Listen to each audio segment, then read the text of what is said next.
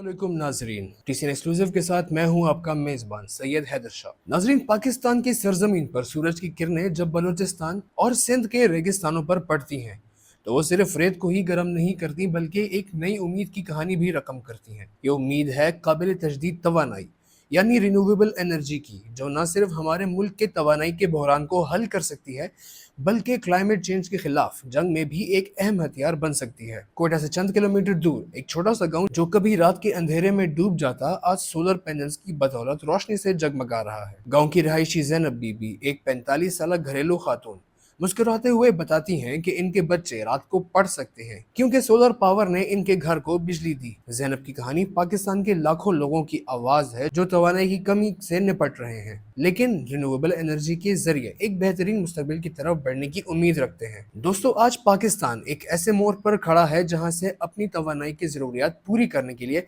एक पायदार रास्ता चुनना जरूरी हो गया है। मुल्क की 24 करोड़ से ज्यादा आबादी में से तकरीबन 20% लोग अब भी बिजली से महरूम हैं और जो बिजली मैसर है वो ज्यादातर फॉसिल फ्यूल्स जैसे कोयले और तेल पर इन्हिसार करती है। ये फॉसिल फ्यूल्स न सिर्फ महंगे हैं बल्कि ये माहौल को भी नुकसान पहुंचाते हैं, जिससे क्लाइमेट चेंज के असरात जैसे सैलाब, खुश्क साली और गर्मी की लहरें शदीद तर होती जा रही है। इंटरनेशनल एनर्जी एजेंसी के मुताबिक पाकिस्तान की तवानाई की खपत 2030 तक दुगनी हो जाएगी और अगर हमने रिन्यूएबल एनर्जी की तरफ रुझान न अपनाया तो हमारी तवानाई का बहरान और गहरा हो सकता है। लेकिन उम्मीद की एक किरण ये है कि पाकिस्तान रिन्यूएबल एनर्जी के वसाइल से माला माल है। बलूचिस्तान और सिंध के सहराओं में सूरज की रोशनी साल भर चमकती है जो सोलर पावर के लिए मिसाली है। खैबर पख्तूनख्वा और गिलगित बल्तिस्तान के बुलंदो बाला पहाड़ों से गिरते झरने हाइड्रो पावर के लिए एक खजाना है। नाजरीन, सिंध के साहिली इलाकों में तेज हवाएं या विंड एनर्जी के इम्कानात को रोशन करती हैं।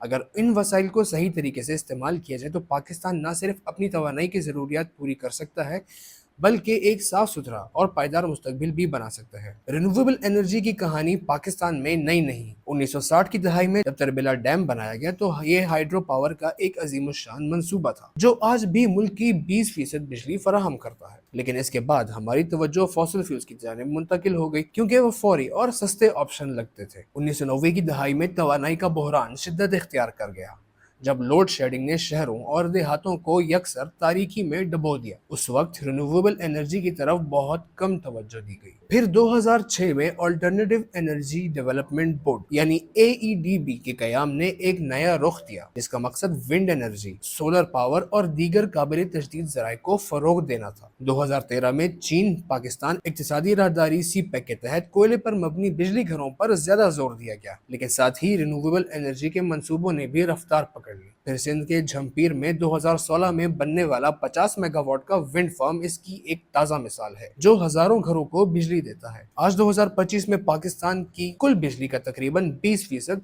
रिन्यूएबल एनर्जी से आता है जिसमें हाइड्रो पावर का हिस्सा सबसे बड़ा है, लेकिन सोलर पावर और विंड एनर्जी तेजी से बढ़ रहे हैं। बलूचिस्तान के कोयटा में कायदे-आज़म सोलर पार्क जो 1000 मेगावाट बिजली पैदा करता है एक ऐसी कामयाबी है जिसने आलमी तवज्जो भी अपनी जानिब मबजूल करा दी। इसी तरह सिंध के घारो और चंबीर में विंड फार्म्स ने साबित किया कि पाकिस्तान के साहिली इलाके विंड एनर्जी के लिए एक खजाना है। इन मंसूबों ने न सिर्फ बिजली फराहम की बल्कि मकामी कम्युनिटीज के लिए भी रोजगार के मौके पैदा किए। झम्पीर के रहायशी अली रजा, एक 30 साल मैकेनिक, बताते हैं कि विंड फार्म के कयाम से इन्हें मुस्तकिल नौकरी मिली और उनके गांव में पहली बार स्कूल और अस्पताल जैसी इमारत बनी। अली की कहानी हजारों पाकिस्तानियों की अक्कासी करती है जिनकी जिंदगियां रिन्यूएबल एनर्जी की बदौलत बदल रही हैं। लेकिन ये सफर आसान नहीं। रिन्यूएबल एनर्जी के बढ़ावे के रास्ते में कई चैलेंजेस मौजूद हैं। सबसे बड़ा चैलेंज फंडिंग की कमी है। सोलर पैनल्स और विंड टर्बाइंस नस्ब करने के लिए भारी सरमायाकारी दरकार होती है और पाकिस्तान जैसे तरक्की पजीर मुल्क के लिए ये जरा मुश्किल है।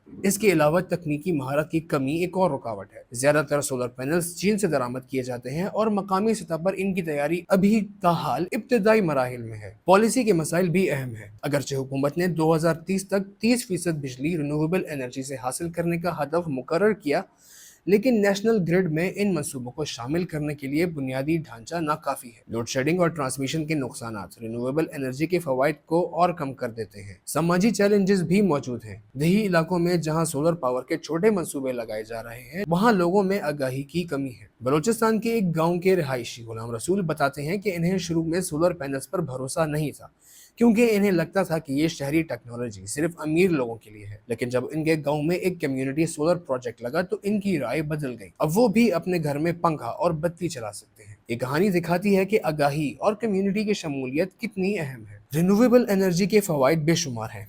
माहौलियाती तौर पर ये फॉसिल फ्यूल के मुकाबले में सिफर कार्बन अखराज करती है, जो क्लाइमेट चेंज के असरात को कम कर देती है। मौसी तौर पर यह तवील मुद्दती लागत कम कर देती है, क्योंकि सूरज और हवा मुफ्त जराए हैं। समाजी तौर पर यह देही इलाकों में बिजली की रसाई बढ़ाती है, जिससे तालीम, सेहत और मयारी जिंदगी भी बेहतर होता है। जैसे 2020 में इंटीग्रेटेड एनर्जी प्लान 2047 ने रिन्यूएबल एनर्जी को तरजीह दी।